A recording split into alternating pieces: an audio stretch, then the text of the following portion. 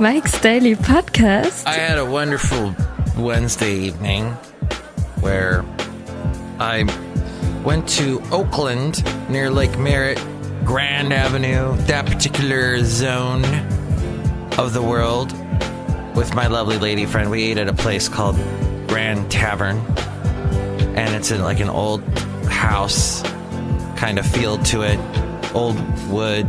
Mike's Daily Podcast. Old-timey house with cool art and succulents on the walls. Mike's Daily Podcast. And a fireplace with candles in it. Felt very rock star. And I had a burger. I have wanted a burger for so long it's murder. I know. And I apologize to my friend. That's a cow. How now? So that's what I did. Oh, and I had a beer from Faction. Mike's Daily Podcast. They are located in Alameda, at the side of the island closest to Mike's San Francisco. Daily Used to be a Podcast. military base. Yeah! Military! And then we went home. I not very rested today. But Basil's doing better. Thank you so much. He's going to bark in just a moment. But I did want to say that where's the sizzle? Somebody... Oh, look who just walked in. As I threw out a thought and didn't finish it. What something new on this show. Hello, Mega Masters, Madame Rootabega. Where is the sizzle? Oh, the sizzle. I know where the Rizza is. Wait, who's the guy? I don't know. I don't know rap very well. That's my problem. I should learn rap. Look who else walked in. Hello, Mike. This is Floyd the Floorman. And this is John Deere, the engineer. Mike, you shouldn't say that you don't know rap. That you don't know rap because you'll offend Floyd. But if you get offended, that's the way the cookie crumbles. No. Are you offended, Floyd? Yeah, always. Okay. Did you enjoy the legit loop I talked about on the last show? Legit.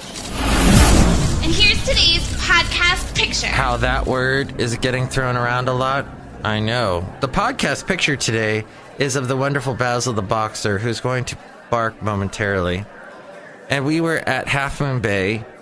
This is part of the pictures I've been posting lately at mikesdailypodcast.com. Thank you, Basil. And there he's in a Sphinx mode, and I was using him as a pillow. Pillow will be the name of this show, I've just decided. So a couple weeks ago, Mr. Paul McCartney, the godfather of soul. No, wait a minute. That's not who he is. Is he the godfather of pop? He's not the godfather of anything. He was just in a band called the Beatles.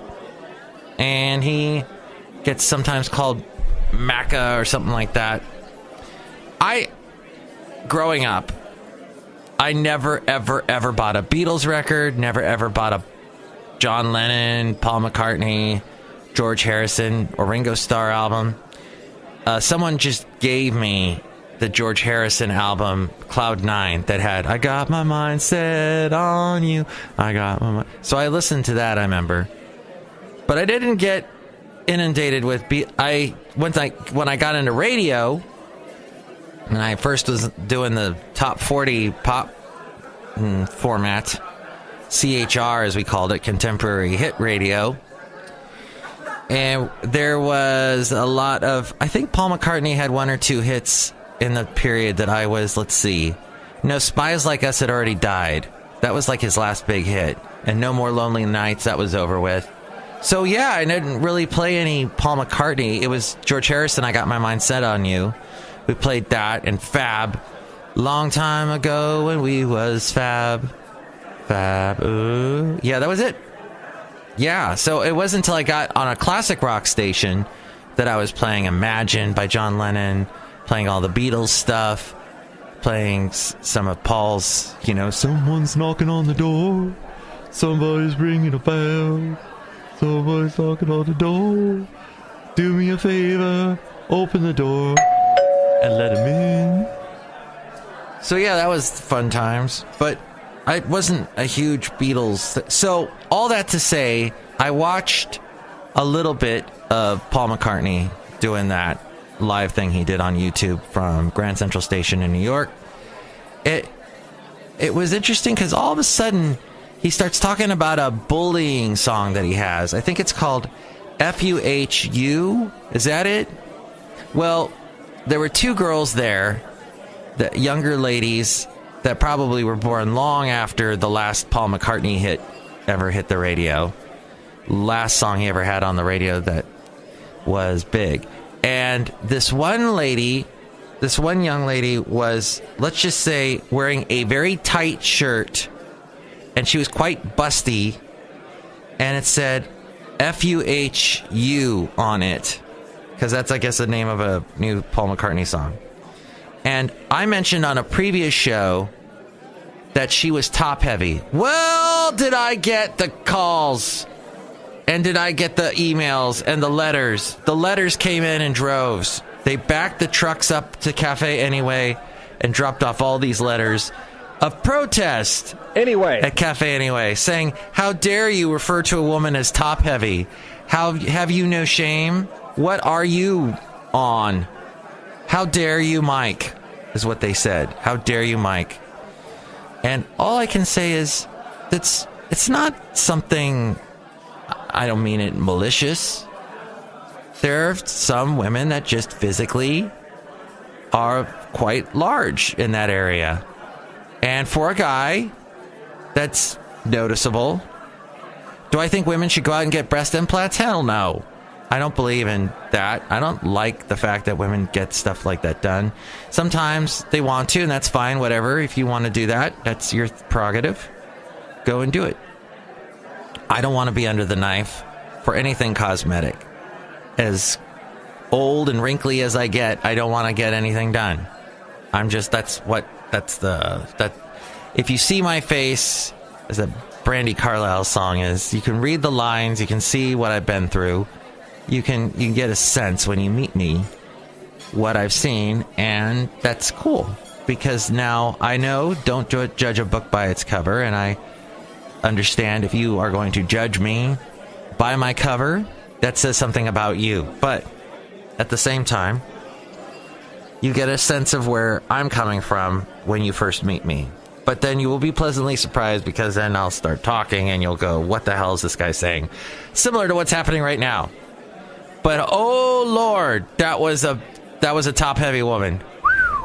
Good God.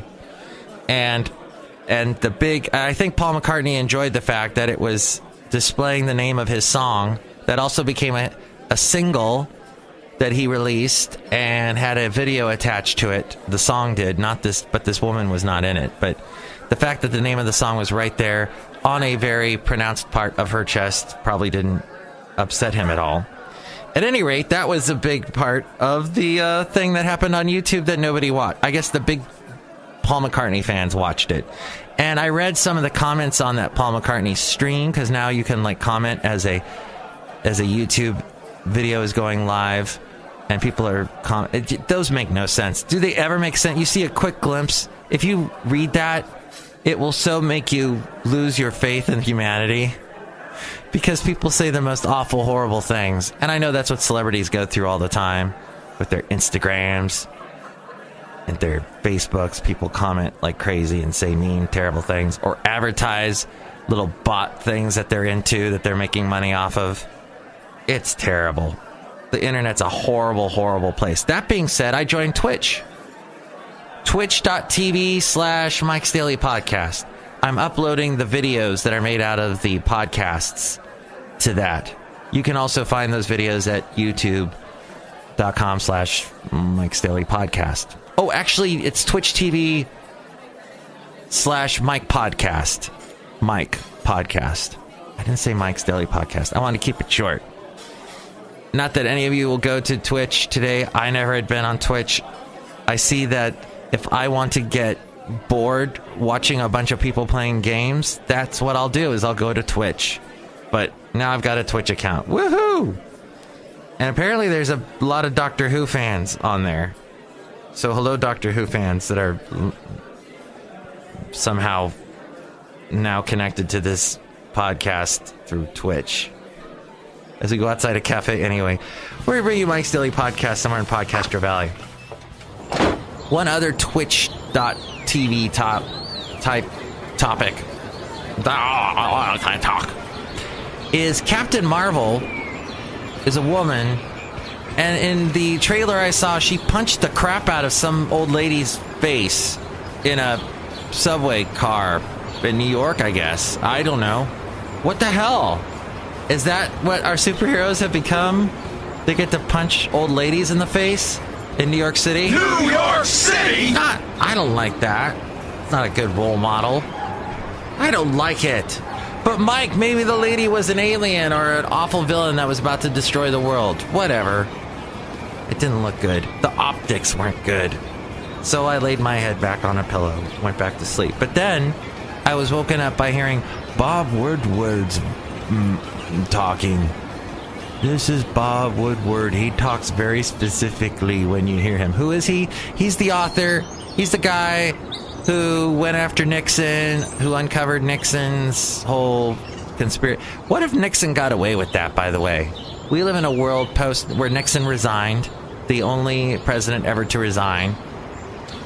And he was the one who, you know, he had the guys go in, G. Gordon Liddy and all those dudes went into the Democrat headquarters on Watergate and all that. Watergate is all. So it was Bob Woodward that uncovered that. And in the years since, he's all about looking into, he loves presidents and he loves looking into, that's his thing.